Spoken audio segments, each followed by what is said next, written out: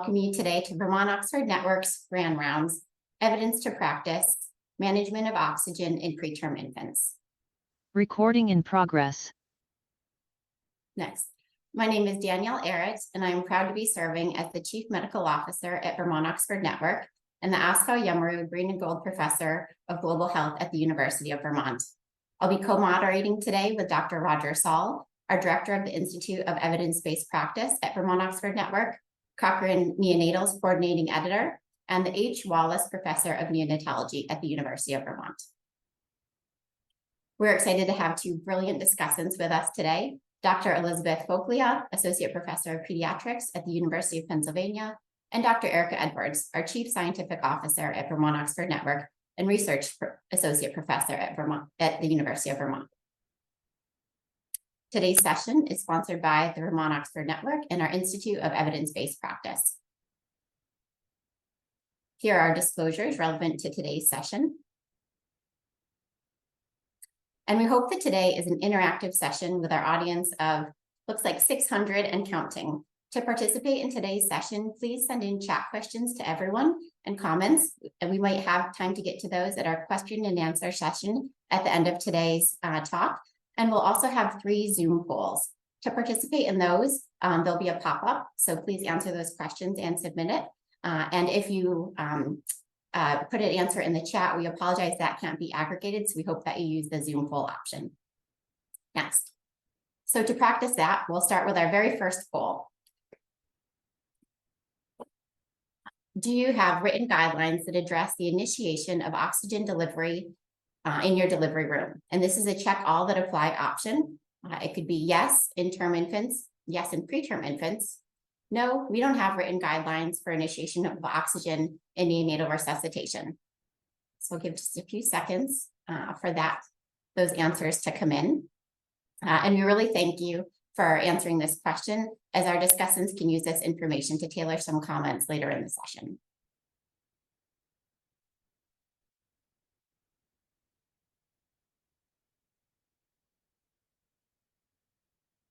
All right, it looks like about 80% or so have guidelines in term infants and in preterm infants, whereas we have about 14% that don't have formal guidelines. So that'll be really interesting to touch base on later in the session. So with that variability in mind, I'd like to introduce Professor Roger Soll to provide an overview of evidence to practice in management of oxygen in the delivery room. Over to you, Roger.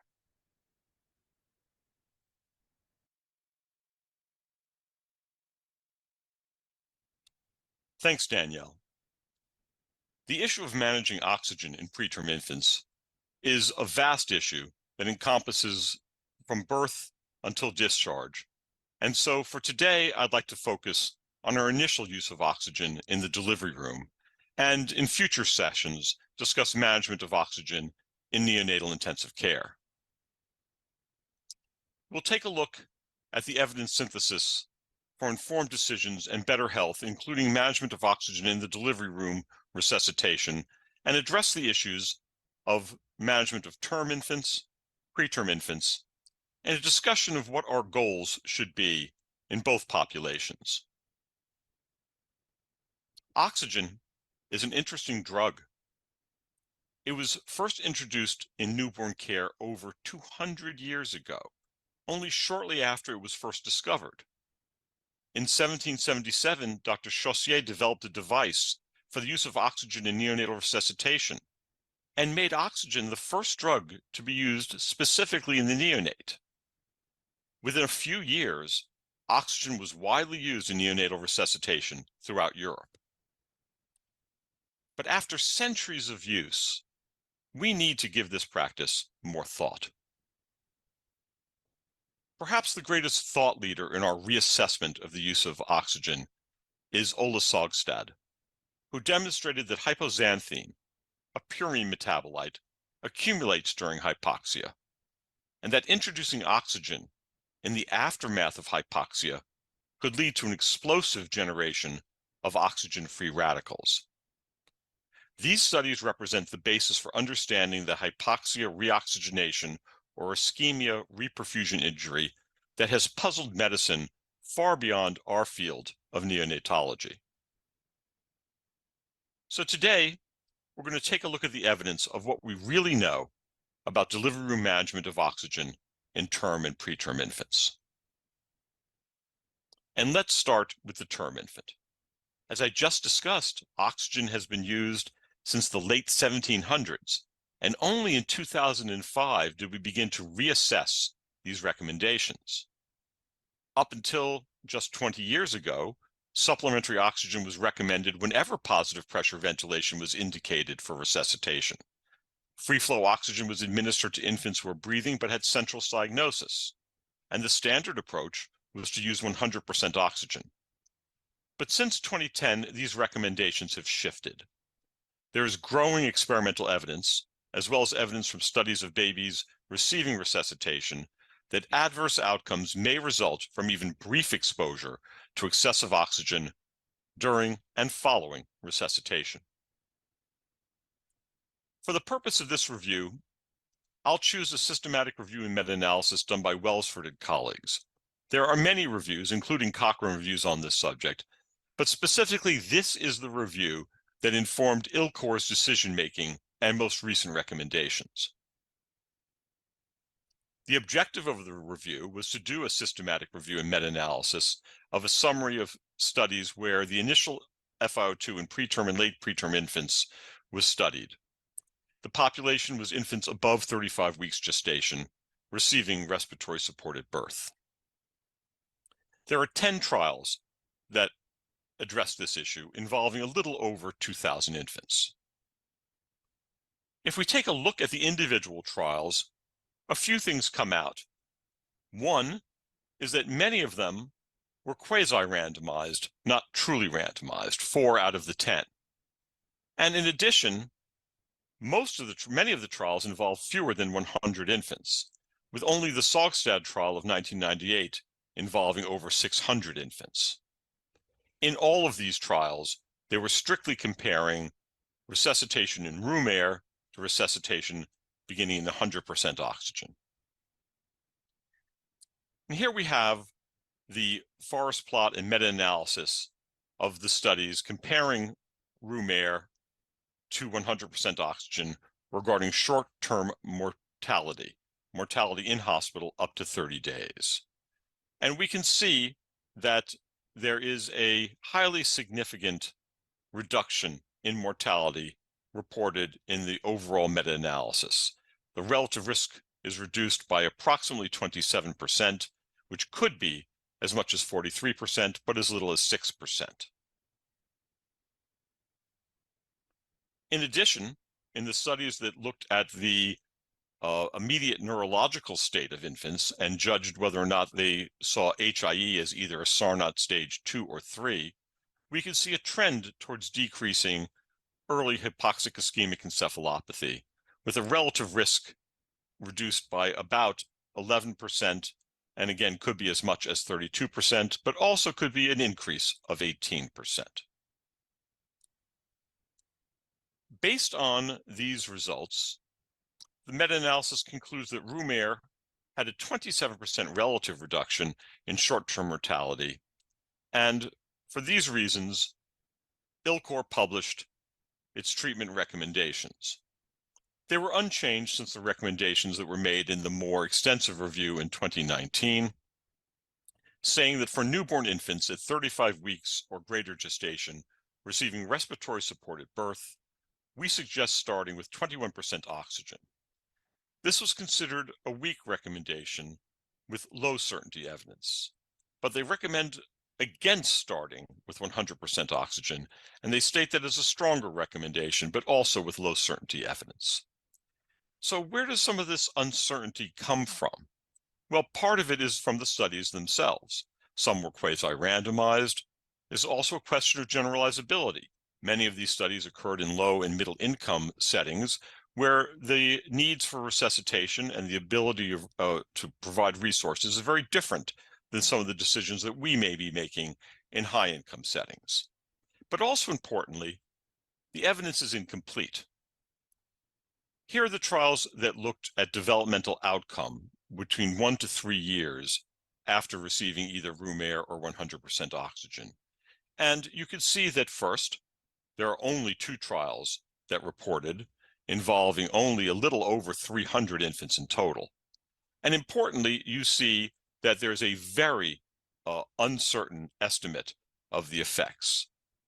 In fact, the point estimate suggests an increase in the risks of long-term developmental impairment associated with the use of room air.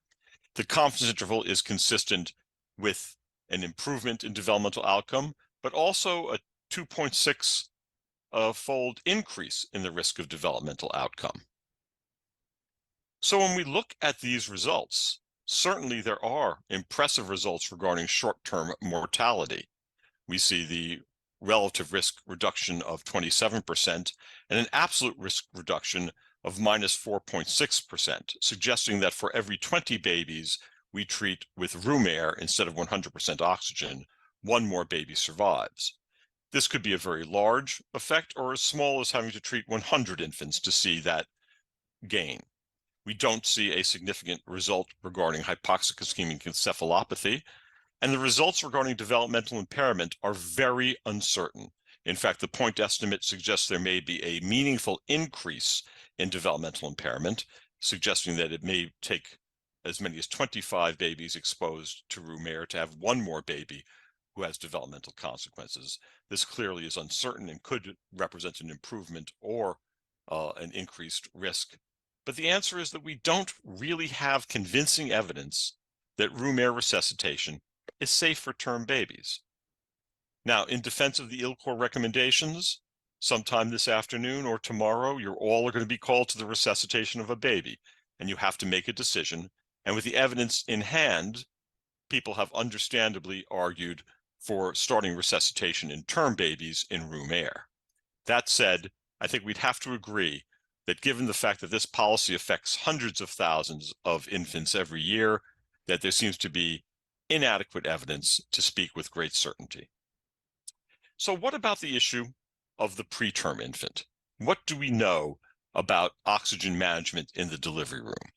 And here the story is actually a little bit more complex and a little more uncertain. A very nice review article on this subject that I would recommend to you all to consider reading is by Capetti and colleagues on optimizing oxygen therapy for preterm infants at birth. Are we there yet? They introduced the idea of the Goldilocks principle. Namely, you could have too much oxygen or too little oxygen, but at some point we can get a sweet spot where it's just right. The consequences, it's a delicate balance. Too much oxygen leads to hyperoxemia and resultant oxygen toxicity. This has been linked with lung injury, bronchopulmonary dysplasia, cardiac damage, renal damage, and even further down the line, childhood cancer.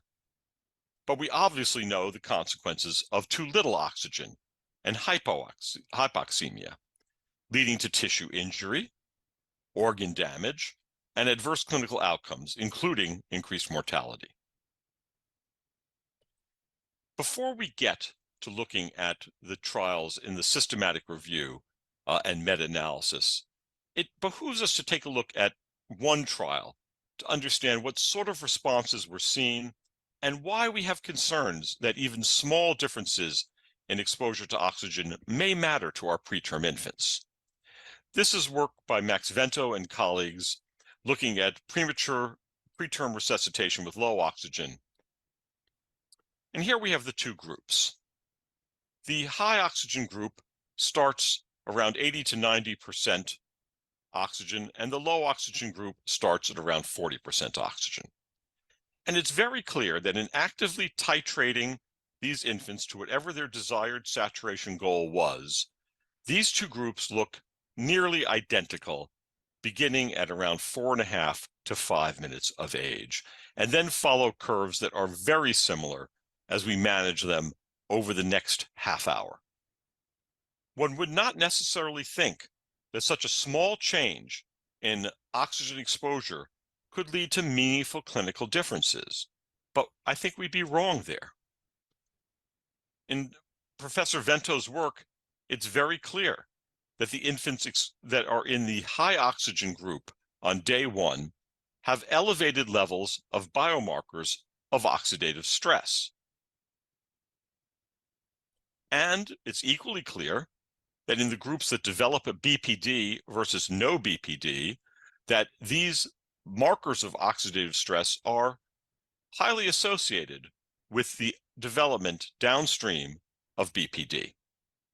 And so despite the relatively small differences in management, there seem to be important clinical outcomes that are affected by this management. So let's take a look at the meta-analysis of the trials regarding initial oxygen use for preterm newborn resuscitation. And again, this is from the work that was done by Welsford and colleagues and is incorporated in the ILCOR recommendations regarding resuscitation. Here there are 10 trials involving just shy of 1,000 infants. I'd point out again a relatively small body of work on which to be basing international policy. The objectives were to summarize the use of initial FiO2 in preterm infants defined as a population less than 35 weeks gestation who received respiratory support at birth. There are cohort studies as well, but these are the 10 randomized trials that are included in the formal meta-analysis and review. If you take a look here, you'll see A, as I noted previously, the numbers are all relatively small, and B, that the interventions varied, with half of the studies using room air versus a higher oxygen concentration, and another half starting at relatively lower oxygens, mostly in the 30% range, though some, such as Harling, started at as high as 50%. For the purpose of this analysis, these studies are all grouped together. In this analysis, they sorted the trials on top as the mortality in the blinded trials of Rabi, Agar, and Rook versus the other trials on short-term mortality, which are unblinded.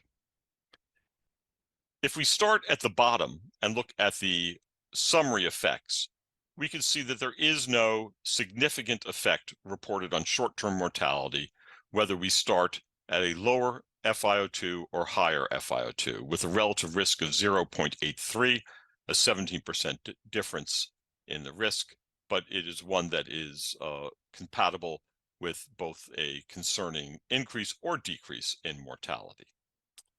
A couple of things of interest come out when we look at this figure.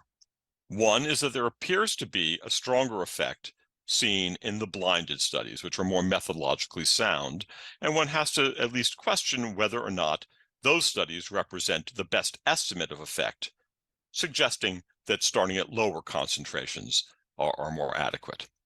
There's also a funny outlier in the study of Wei and colleagues in 2017, which reports an increased incidence of death in the infants treated with the lower concentration, suggesting that higher concentrations are associated with improved mortality. This is not seen, however, when we look at the studies in aggregate. When we look at a variety of important outcomes that we think might be influenced by the initial oxygen use, we see that there is no difference in short-term mortality, as previously shown, but also no differences further downstream in long-term mortality, no differences, importantly, in ROP, in NEC, BPD, IVH, or in the few studies, only 3 studies, that reported on developmental impairment, no differences there. It's also important to notice that if we look at the confidence intervals, they are consistent with either major benefits or major harms. And so we have a lot of uncertainty when it comes to where to start. The authors noted that the studies were limited and really the evidence was very low due to risk of bias, inconsistency, and the imprecision I just discussed. They note that the ideal concentration of FiO2 for preterm infants is unknown, although majority of the infants less than 32 weeks will require some oxygen supplementation. That's a pragmatic note. We're going to decide something in the delivery that's coming up, and when it comes to ILCOR, they are charged not with just shrugging their shoulders and saying, we don't have adequate evidence, but saying, how can we best interpret the evidence today in our practice? And they came up with these recommendations, which were published in 2020 and unchanged from the past 2 years. They note that for preterm newborn infants less than 35 weeks gestation who receive respiratory support at birth, they suggest starting at the lower concentrations, 21% to 30%, rather than the higher concentrations. The subsequent titration of oxygen concentration using pulse oximetry is advised, but the fact of the matter is, as we'll discuss in a moment, we don't necessarily know how or where to titrate oxygen in this population. So what's currently getting done? What is current practice? Well, there are a few surveys that we can look at. Here's one from Wilson and colleagues that took a look at published clinical practice guidelines regarding the use of oxygen in preterm infants.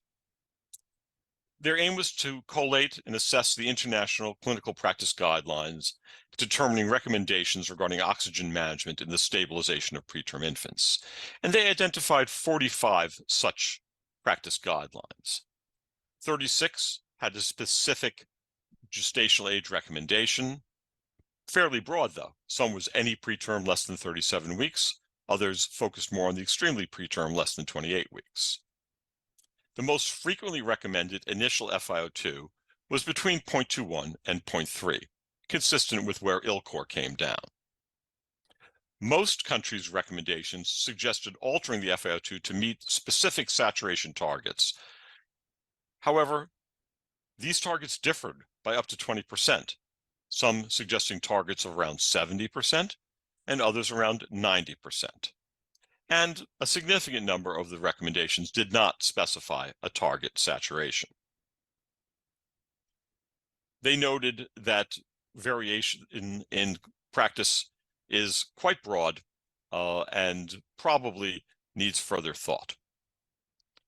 So what about the real-world consequences of changing practice? Here's work from Rabi and colleagues looking at the outcome of preterm infants following the introduction of room air resuscitation. In 2006, most NICUs in Canada introduced room air resuscitation for babies at term and changed their practice for preterm babies as well. A review of the Canadian Neonatal Network database evaluated the occurrence of death or severe brain injury for the 2 years up to their change in practice and for the 2 years following the change in practice. This included a cohort of over 2,000 infants. The severity of illness was decreased, but death and severe neurologic injury increased with an adjusted odds ratio of 1.36. So a concerning increase in death or severe neurologic injury associated with introducing a practice of starting resuscitation at a lower initial FiO2. So what are some of the issues I alluded to about what we don't know in this practice? And probably first and foremost is that where you start is just that, where you start. The active issue in the delivery room is how you titrate oxygen to meet a desired goal. And we have an incomplete understanding of what those goals should be. The work of Dawson and colleagues took us a long way to at least understanding what we might expect in normal transition in both term and preterm infants. In this study, the research team recorded oxygen saturation immediately after birth and followed it for the first half hour. They studied 468 infants and recorded over 61,000 saturation data points. Many of you are familiar with these curves. On your left is the curve in the first 10 minutes of life for term babies, and on your right is the curve for the saturation of preterm babies less than 32 weeks. A couple of things I think are immediately evident. One is that for any baby, term or preterm, it takes some time, approximately the first 5 minutes or so, to see a steady increase in saturation. It's also equally clear from inspection that the range of saturations in preterm infants is broader than those in term infants and takes longer to begin to stabilize into a accepted normal range of 80% or so. So what do we know? Looking at that review article from Kapadia and coworkers, there is no clear guideline for how fast or how frequently the fraction of inspired oxygen should be titrated. None of the study protocols dictated a specific titration strategy, but left clinicians to figure out how they might want to titrate FiO2 to achieve their target saturation. Studies have shown that it's not an easy matter, that there are delays between the dialed-in FiO2 at the proximal end and the desired FiO2 that's actually reaching the infant. And these delays could be as high as half a minute. There's no data to guide which percentage titration should be attempted during neonatal resuscitation. Titration frequency and percentage of change may impact on the achieved saturation and time spent below the saturation target. And why is that important? Well, it seems like time spent below the saturation target can be quite consequential. Here's work from Wei and coworkers looking at the oxygen saturation targeting during delivery room stabilization and to determine the association between saturations at 5 minutes and preterm infants' outcomes. They had data from 768 infants. They pulled it from an individual analysis of 8 of the randomized controlled trials, and they took a look of the relationship between saturation at 5 minutes, death, IVH, and other outcomes. So what they noted, importantly, was that only 23% of infants met the saturation study targets, and 46% of the infants did not reach a saturation of 80% within those 5 minutes. And here, if we take a look at the impact of not reaching your saturation goal by 5 minutes, that saturation goal being greater than 80%, we can see it's highly associated with mortality. There was no association with IVH or other complications, but having poor saturation at 5 minutes was associated with an increase in mortality. Now, that's complicated, of course. How much of that was the management of oxygen itself versus the critical illness of the infant is very hard to tease out. But it does give us pause about how meaningful it is to commit to and achieve an appropriate saturation in the delivery room. In terms of what the authors felt the study added, they did note that almost half of preterm infants enrolled in oxygen titration studies did not reach a saturation of 80% in 5 minutes, and this was associated with an increased risk of hemorrhage and bradycardia and an increased risk of death. So our colleagues in ILCOR, in their 2015 recommendations, noted key knowledge gaps regarding resuscitation of the preterm infant. And this is what they pointed out, that we need appropriate time-specific oxygen targets for preterm infants, and that we don't have enough data on developmental outcome. So as we move ahead with the discussion for our grand rounds, we need to figure out, where does this evidence take us? What are our best practices regarding the use of oxygen in resuscitation, both of term and preterm infants? And what future research is urgently needed? So I'll turn it back to you, Danielle, and entertain a discussion of these issues. Thank you. Thank you so much, Roger. That was an excellent evidence brief. As always, you provided us with some amazing evidence, but also left us with some difficult questions. So I'm excited to introduce one of our first discussants today to help us dig into some of those tough questions. Professor Elizabeth Foglia, over to you, Liz. Thanks, Danielle. And thank you to Roger for an excellent overview of the evidence. My role here is to help us think through, how are we going to take all of that evidence and understand what we do know and also understand what we don't yet know, but also recognize that as clinicians, we need to make decisions for the next preterm infant that we meet in the delivery room. So how should we be thinking about that? And what I've done today is just to highlight 3 main questions that I think are top of my head when I consider the best way to consider oxygen management for preterm infants in the delivery room. And I hope to share with you a little bit about how we might think about answering those questions in our day-to-day practice, given the current state of evidence. So the first, just as Roger alluded to, how should we be thinking about oxygen targeting in the delivery room? Well, we can understand that identifying exactly the right SpO2 target for preterm infants remains a challenge. Should those be the same as healthy term infants? Should we be using data from infants who transitioned without respiratory support and apply that same information to babies who do need respiratory support? What about delayed cord clamping, which has become a standard of care in many settings and could change oxygen carrying capacity even as soon as those first minutes after birth? So we have a number of questions, but I would argue what we do know is that targeting is essential.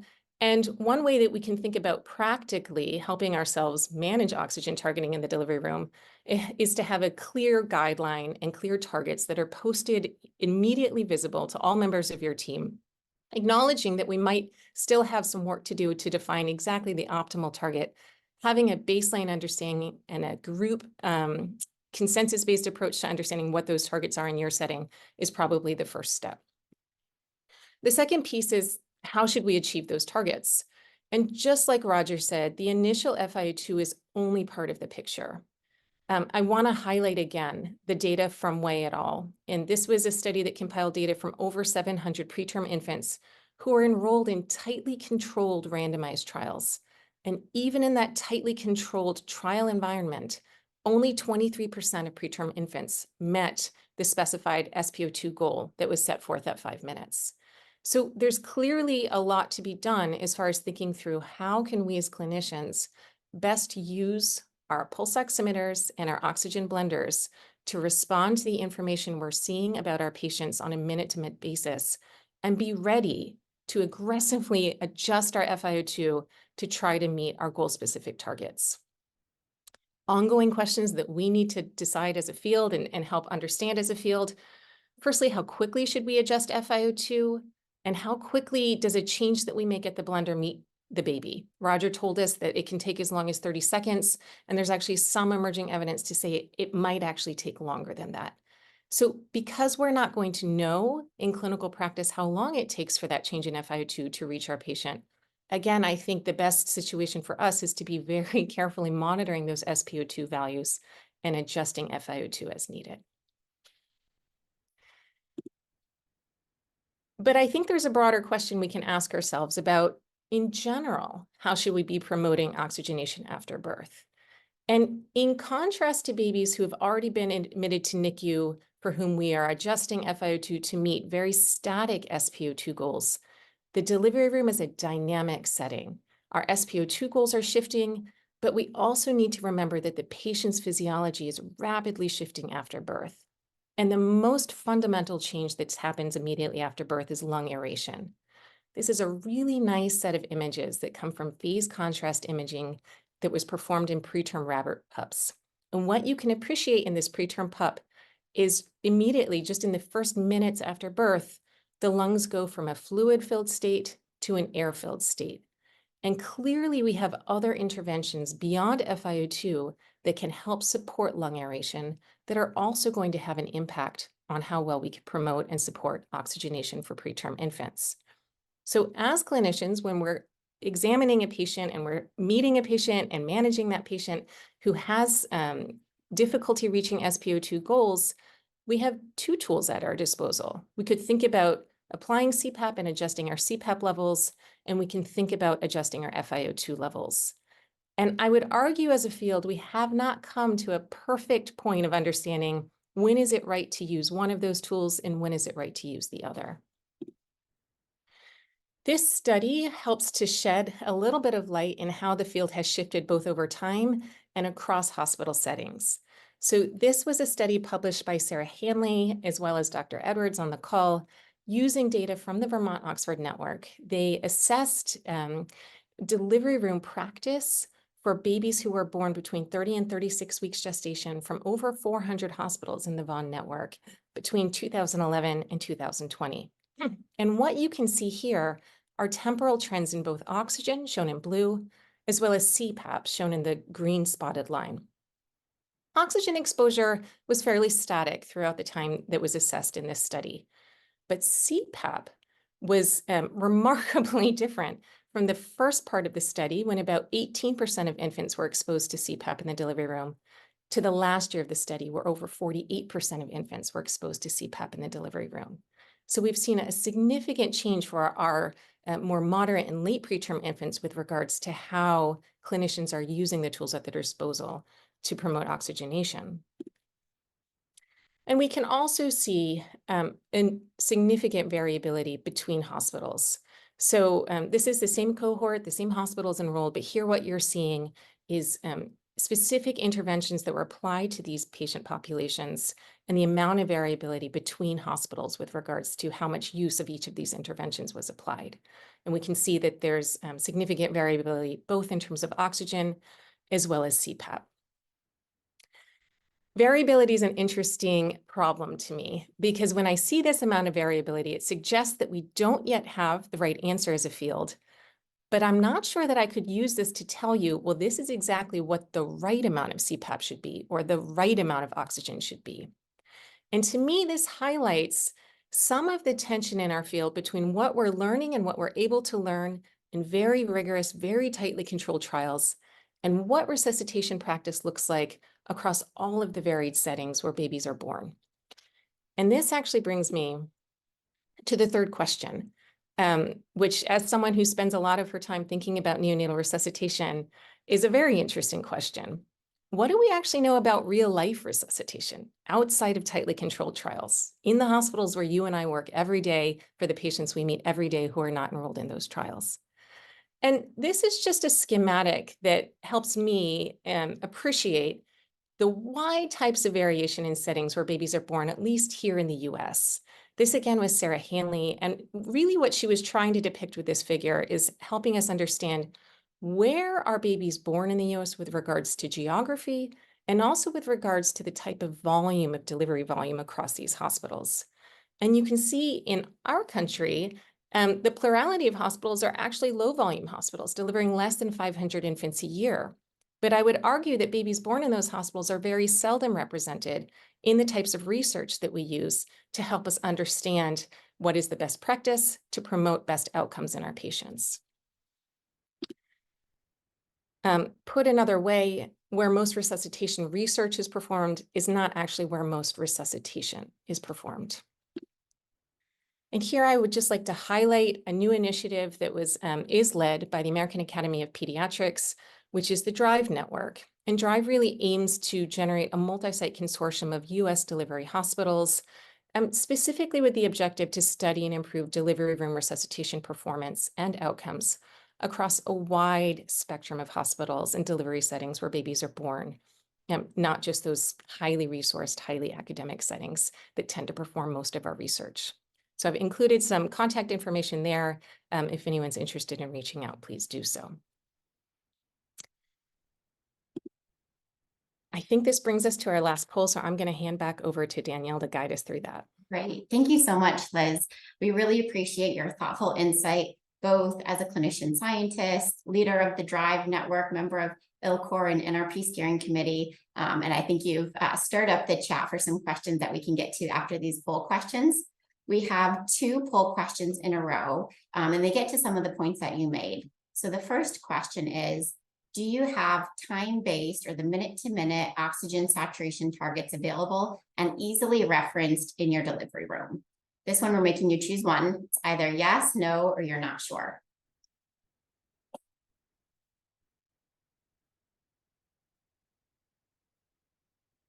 You have just a few seconds to answer that one. And then there's a follow-up question to this.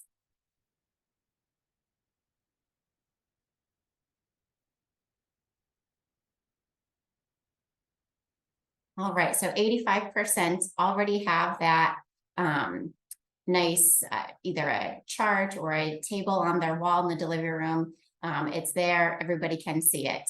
9% don't have it yet, and 6 are not sure. So I think we have some guidance for those who don't yet have the chart. I think, Liz, you shared that's the first step, have that time-based oxygen saturation readily available. I had a follow-up question for you. For the majority of our audience who answered yes, maybe what is the suggestions? How do we know that we're following it? So if the first, I'll save that question for after the second poll. So if you had answered yes, that you do have the targets posted in your delivery room, do you have a different saturation target for term and preterm infants? So yes, you have different targets. No, they're the same. Or or choice number 3, you're just not sure. So if you answered yes to having targets, do they differ based on the gestational age?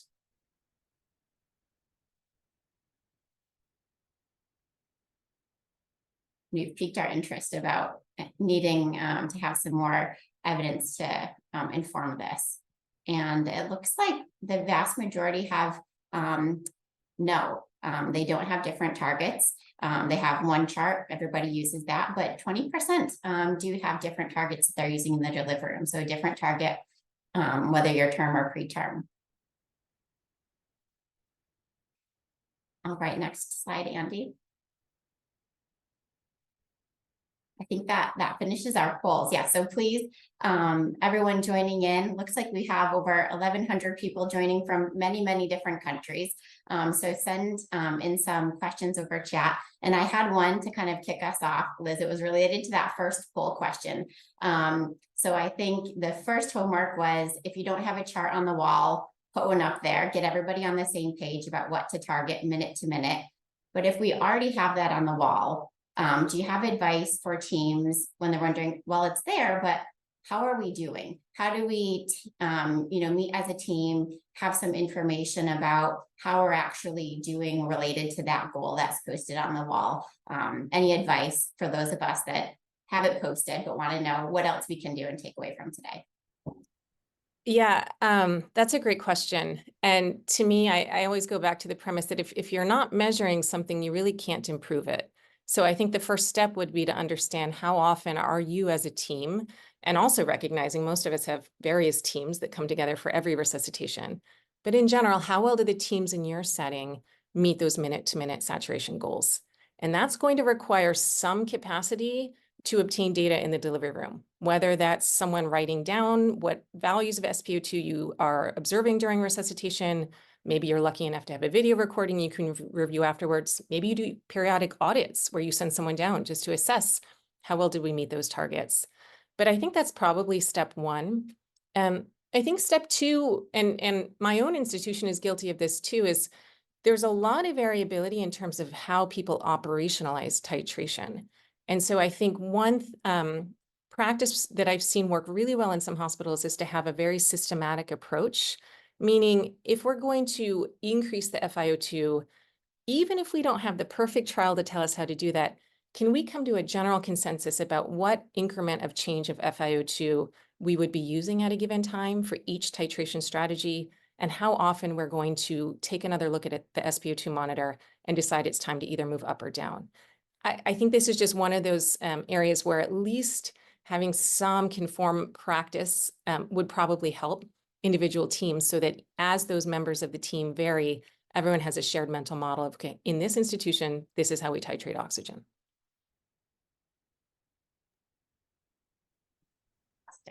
Thank you, Liz. Danielle, can I ask you a question? Sure. We've been talking a lot about saturation monitors. We're talking a lot about titration. So much of your work focuses in low and middle income countries. Tell me about the critical nature of getting saturation monitoring, getting the ability to blend oxygen, and what is new regarding that, so there's we can increase the possibility of better care in the DR. Yeah, that's a hugely important question, Roger. And I think all the data that was presented is built on the assumption that you can blend your oxygen and you have a way to measure your saturation. But if we're starting with, we need to advocate and share why that is important. I think a lot of the evidence that you showed, it is really important, as Liz said, and as you said, to have the information to know how we're delivering care, what harms we might be leading to. And it's so exciting that this is an area of innovation to have new CPAP devices with built-in oxygen blending, some that aren't even attached to in-wall air and oxygen blending, new portable oxygen saturation monitors. And I think that there's a huge push from our neonatal teams globally, many of which who are joining in today, to really say this is standard of care. The care of a small and sick newborn requires specialized devices, specialized teams who know how to use those devices. And it's a huge area of growth and exciting to be part of that moment and momentum. Excellent. I thought while we still have Liz on the call that there was a question about the NRP goals for oxygenation. Could you talk a little bit about that? Yeah, so just a quick word on NRP, and this took me a while to understand. NRP doesn't really generate guidelines. NRP is an educational platform that takes, that the process essentially goes from ILCOR, what Roger described, so an evidence review, treatment recommendations to be used globally. Then each council picks up those recommendations and turns them into national or regional guidelines. And so for here in the US, that's the American Heart Association and American Academy of Pediatrics. And we have US-based neonatal resuscitation guidelines, but the ERC in Europe and many other countries have their own specific guidelines that will build on those ILCOR treatment recommendations. And then in the US, the NRP takes that one step further and says, if the guidelines exist, NRP is an educational platform by which we can develop educational materials to disseminate to over 400,000 NRP providers to help them learn how to put those guidelines into practice. So part of the tension in NRP is thinking through, how do you take the science and the guidelines and turn them into something that's practicable for clinicians to use? And some of that is educational efficiency. So you can imagine the curves that Roger showed us. And you could say from a scientific perspective, I'd like to use the lower 25th percentile. I think that's the right approach. Let's plot that out every minute. But from a clinical perspective, you might end up with very weird targets, 62% at 1 minute and 68%. And so NRP opted for some degree of educational efficiency using round numbers as we move from 60 to 65 to 70 to 75, just because it's a little bit easier for providers to keep in their head. So they won't align perfectly with a centile if that's what people are looking for, but they do tend to align on the lower side of those nomograms, just recognizing that if we told everyone to target the 90th percentile, we might be promoting a lot of intervention with regards to respiratory support or oxygen that's not really warranted based on our understanding of normal transitional physiology. We have had a few requests in the chat to share parameters or guidelines. Does anyone have any suggestions about that?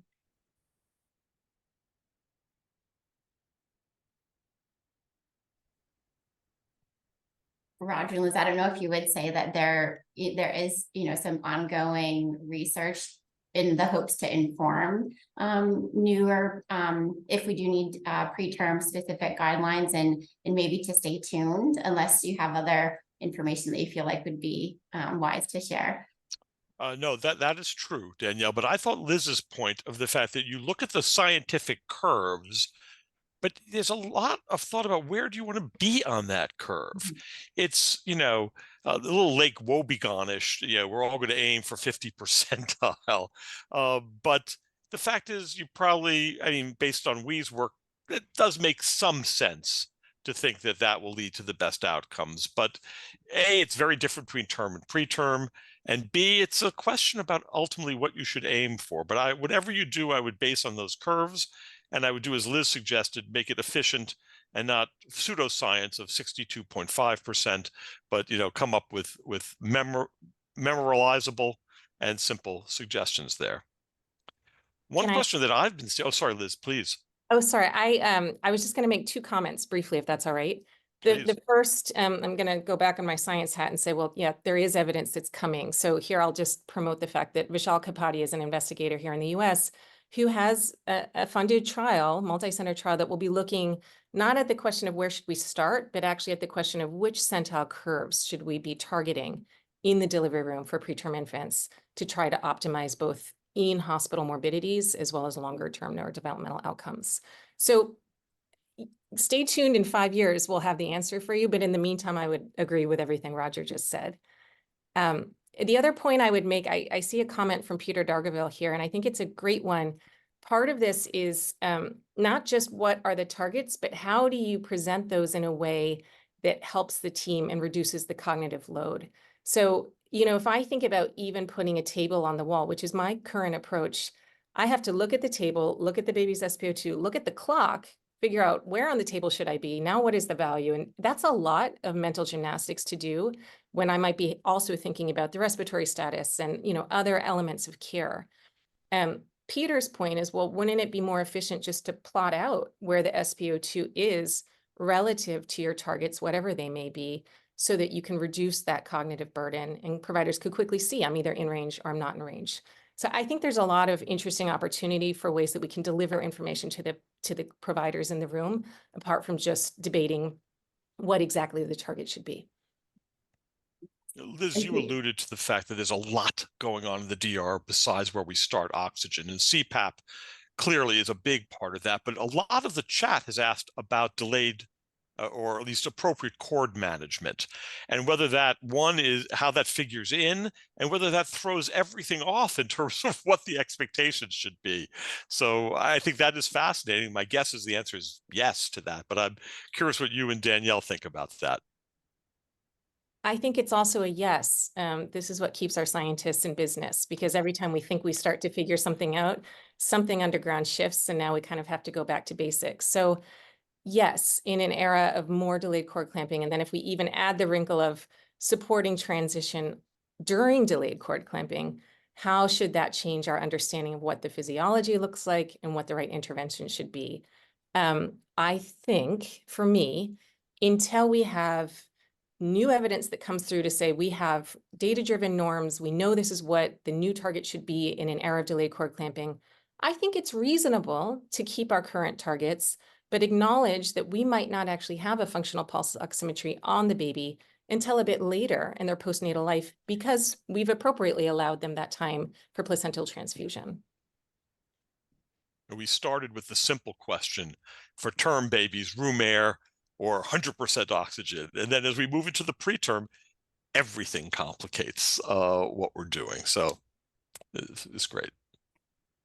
I agree 100% with Liz. And I had another question, I think, to propose to both Roger and Liz. From the chat, there was a great question really thinking about not just the intervention and the target, but the reasons why babies need resuscitation in the delivery room, and the reasons why a term infant versus a moderate preterm infant versus an extremely preterm infant might need resuscitation. Does that, impact what our goals should be? Any thoughts about that as we sift through the evidence and think about going to the delivery room this afternoon? Yeah, people have criticized the term resuscitation as an overly active word that implies everyone needs some dramatic care. But for the preterm, everyone does need a thoughtful approach to care, and everyone needs to assure that they have some lung expansion, have been stable through their cord management, etc.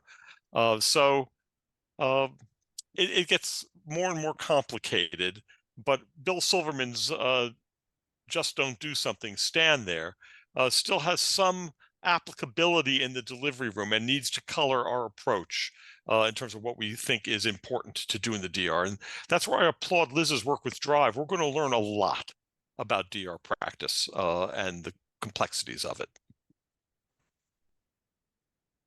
Yeah, I guess my 2 cents are similar to Roger. I think, and we think about this a lot in the resuscitation science world, we all use the word resuscitation, and I think that's appropriate for a depressed full-term infant who emerges and could be asphyxiated, and we're trying to reverse a process that really happened prenatally with regards to insufficient gas exchange. It's a very different patient from a preterm infant who might have had a very adequate source of oxygen immediately before delivery, but now what you're really doing is supporting underdeveloped lungs and underdeveloped organs in terms of that transition to the extrauterine life. So I think we can learn from one population and apply some lessons to the other, but we do need to be mindful that these are very different physiologic challenges. And it could actually result in interventions in one population having a benefit or a harm that wouldn't necessarily translate to the other. I think one of the biggest challenges we have practically is this is a continuum. So it's very easy for me to say, well, a 40-weeker who's born and asphyxiated is different to a 24-weeker who's born extremely preterm. Where does a 32-weeker who might have had a little bit of decelerations before birth fall? So I think this is a continuum. We're probably not going to ever be in a situation that we're funded to have individual PICOs that really isolate each of these populations individually. So we probably need to be a bit flexible in thinking, when is it appropriate to translate from one to the other? And when do we really need to separate those in our minds? Thank you. And I know we're nearing the top of the hour. Liz, do you have any final comments or take homes you'd like to share with anyone before we move on? No, just thank you for having me. This was a great discussion, and I look forward to seeing where the field goes. Thank you. Wonderful. Thank you. Roger, and anything closing from you or Erica? Just it's always so hard to wind up critiquing the evidence, knowing that in fact we need to act within the hour on it. And so that's why I really appreciate the research community's dedication to figuring out this most critical moment in life. And my only comment that I wanted to make is that I put it in the chat a while ago, that we also looked at use of CPAP in the delivery room in the preterm population, which has also increased just as dramatically as it has in the term population, with no real changes in oxygen, but also with decreases in endotracheal tube intubation. So I think this is a change that we're seeing across the board. And I put a link to one of our NICU by the numbers, which you can find on our public website. So. Wonderful. Thank you. It was a great review. I think we pointed out where we have some knowledge gaps, where we have some clinical gaps, where there's some huge innovation coming in the field and some, an evidence tide coming our way. So we'll stay tuned to more. We're all learning together as a community. And thank you for joining us today. I think we have just a few slides to wrap up. We do have continuing education awarded to this session. So 1 hour of CE for anyone who's joining in. You can use the QR code or click on the link. For those who did not get up at 2 in the morning, like Dr. Dargaville did, and are listening to this later on, you have 30 days from our live session on May 15th to obtain your credit. And then we also wanted to promote our 2 other sessions coming up. So the Vaughan Grand Rounds is a quarterly session. We'll be meeting again in August to look at evidence to practice, focusing on normothermia or thermal regulation and the prevention of hypothermia. And then on November 13th, we'll be focusing on follow-up and follow-through of our high-risk infants and supporting our families. And we'd like to invite everyone to consider participating in Vermont Oxford Network's Quality Improvement Collaborative, focused on all carers brain care. If you'd like to have any more information on that, we'd be happy to answer questions over email. So thank you very much for joining us today, and we will see you again in August.